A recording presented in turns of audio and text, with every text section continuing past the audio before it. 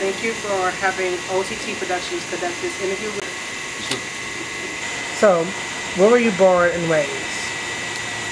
I was born in Detroit, Michigan, but I was raised in Europe, Germany.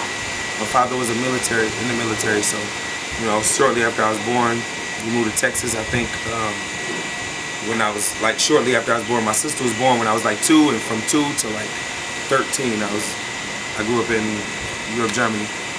Came back and spent a little time in the United States, and then went back over to Europe, Germany, so I was like 14, 15. And then I was back over here. So it was a little bit, you know what I'm saying? Yeah. How was that experience? Well, for me, I started as such a little kid. It seemed normal. Yeah. You know what I'm saying? It was life. I didn't notice that it was people that had never been overseas. You know what I'm saying? And people that I didn't know how big that was until the older I got. Like, you live where? Like, you know, once I was here. So, you know, as a kid, it was just a lot of moving around. My father's a pastor as well, so I'm just used to the always moving around. I guess it's something that I needed to get in me for what I was headed for anyway. You know what I'm saying? So yeah, it was pretty good. It was normal to me at the time. Did you see yourself as a singer growing up, or did you have other plans for your future as an adult? I've always seen myself as an entertainer. I'm not gonna say a singer, but an entertainer. And still, even if singing didn't happen, whatever I did, it would definitely be entertaining. Like writing, dancing, singing, acting, any form of performing arts. I've always seen myself a part of it. That's all I know. That's all I can do. Like, if I lost my voice and I couldn't, God forbid, if I lost my voice and I could never sing again, what I did to make my mark on this planet and in this world would still have to do with the performing arts. What is your favorite artist? My favorite artist? My favorite artist is probably a gospel artist. Probably Kim Burrell. Vocally, Kim Burrell on the gospel side. On the R&B side, it's still probably a female, probably Brandy. I listen to a lot of melodic harmonies, you know what I'm saying, things like that. You come across in my music, even though my music is a little different than that, it adds something, you know what I'm saying? That's what I listen to and work towards the most. So yeah, Kim Burrell on the gospel side, Brandy on the R&B. How difficult was it being away from your family during the show? Man, since I was a kid, man, I've been on the road, I've been doing this. Like, even in school, I graduated from homeschool. I didn't stay in regular school because I was on the road with plays and stuff like that.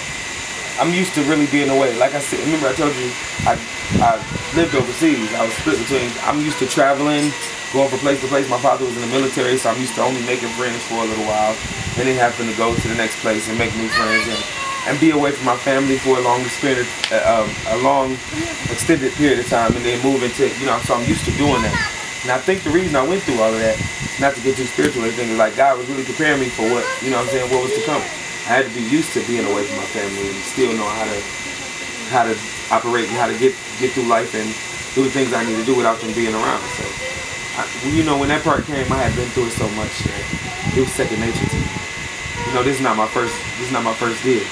Before then, I was signed to Wyclef. I wasn't home before I got in it. And before then, I was signed to Michael Bivins. I wasn't at home before, you know what I'm saying? So I really lived this life all of my life to the point where it's like kind of second nature. Like I said, a lot of things I've been practicing, not even knowing I was practicing. I was practicing so that when I got in that position, it was second nature. Do you know how to play any instruments? If not, what instruments would you like to learn to play? I definitely play instruments. I play the keys a little bit, and I play by ear. My father also plays the same way. He can read music, but he learned the same exact way playing by ear. I play the drums, but I want to learn how to play the guitar. You know, I can play a few tunes or whatever like that, but my dream is to, you know, sit on the stage with just me and a stool and a microphone and a guitar and a spotlight and a billion people, you feel what I'm saying, and just really be able to tell my story with just that.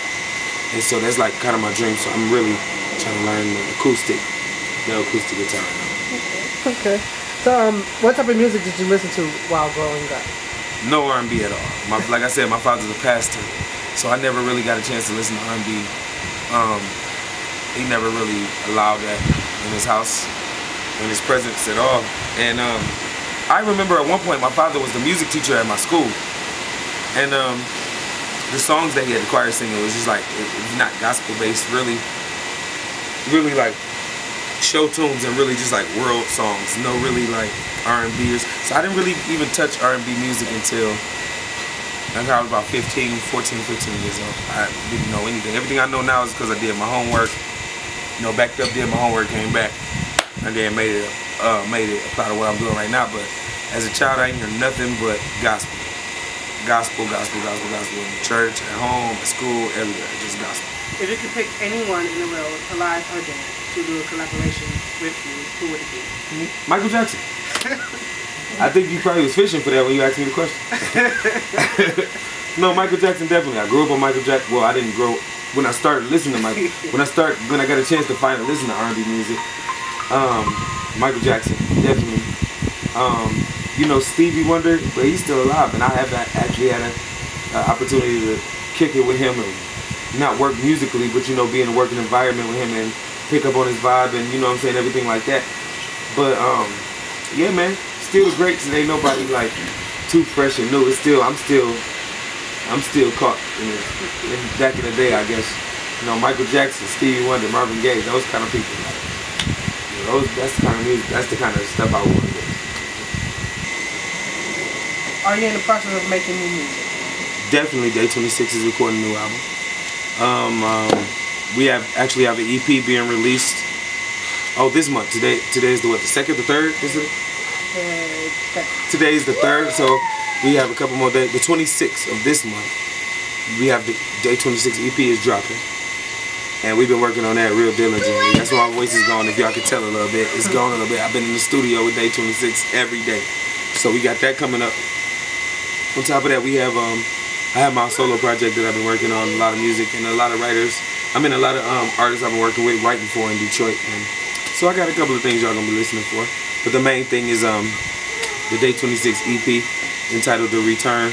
Day 26 The Return, June 26. And our single that just came out a couple of days ago, titled BS. You can get that on iTunes or anywhere you want to go right now. To pick it up, you can get it. Was it difficult being in a group with different personalities? I think it was a little difficult.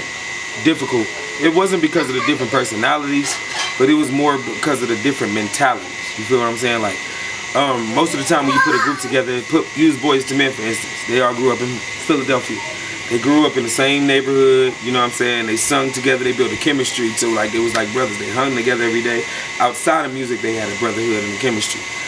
Our group, on the other end, didn't have that opportunity. Diddy picked us from different places around the world. I'm from Detroit, Willie's from Chicago, Big Mike is from South Carolina, Brian's from Houston, Texas, and Q is from New York.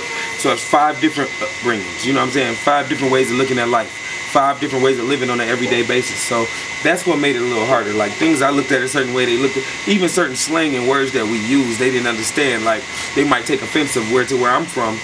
It's you know what I'm saying, it's cool, you know what I'm saying, and so that was more the problem. That was more of the hurdle we had to get over. Personality wise though, everybody, I think Diddy did a good job in picking the group as far as personality wise. Personalities that would get along and at least be keen, you know what I'm saying, like you can put them together and they would be either funny or it'd be a disaster, great for TV, whatever the case may be, you know what I'm saying. Yes. But over the time and the things that, I don't know if you know this, but after you be with some people, even if you don't know them, after you spend a certain amount of time with them and you go through a certain amount of struggle and pain with them, they become like, you know what I'm saying? And that whole making the band experience, what we went through, I don't know how entertaining it looked, but from our end, outside of entertainment, it was a struggle and it was really hard. You know what I'm saying? It was blood, sweat, and tears on our end, and we did it together. So that brought a bond for us that made it easy once we got into this place. Now the hard part about it is going from being in competition with this person to being a group member with this person, and that's the hurdles that we have to overcome. Like for so long, I've been looking at this man like, bro, you going home? You know what I'm saying? I'm here. If I gotta sing you home, you going home. Looking at it with nothing but fire in my eyes, to going from now I'm in a group with this dude and we brothers, like, and we gotta work together. That part might have been a little hard. You know, people still fighting for the top spots. People still fighting like I'm a win or I'm a lose, and it's not that anymore. Now we won together, and you know what I'm saying. But as far as everything else, you know, it kind of just gelled together. That pain and that struggle that we went through together, made us brothers to the point where when we got in the situation, we already had that chemistry that people work 10 and 20 and 30 years to get as a group. You know what I'm saying? And we had a little bit of time, but. Is there anything you want your fans to know about you that they don't already know? Yeah, man. I just want y'all to know that you know, we got this EP coming out on the 26th. If you don't know, go get it. You know what I'm saying? If you don't, you're gonna be missing out on the epic project. You know, just for all of my fans out there that's trying to do anything that I'm doing, or you know, trying to get somewhere in life as far as this career, just stay focused and keep God first and keep your goal ahead of you, man. Don't listen to what nobody tell you. Keep going towards your goal, man. You can make it. Keep God first. That's all I can really say. Yeah, go get my new single, BS. How hard was it living in a house full of men competing for the top spot? Man, I'm a real competitive person. You know what I'm saying? I used to always watch Making the Band and all these other reality shows, the few that they had out at the time, and be like, man, they stupid, man. I win. No matter what, the real world, no matter what it was, I would always look at it like, man, I would win. They stupid. They don't know what to do. I always feel like I just had the remedy, you know what I'm saying, to make it. And I was some real junk when I got an opportunity. Everything I thought in my head and I said at home, I really put it to work. So it was like I practiced so much at home before I got there, and I was already in that mind state where I'm gonna be the best.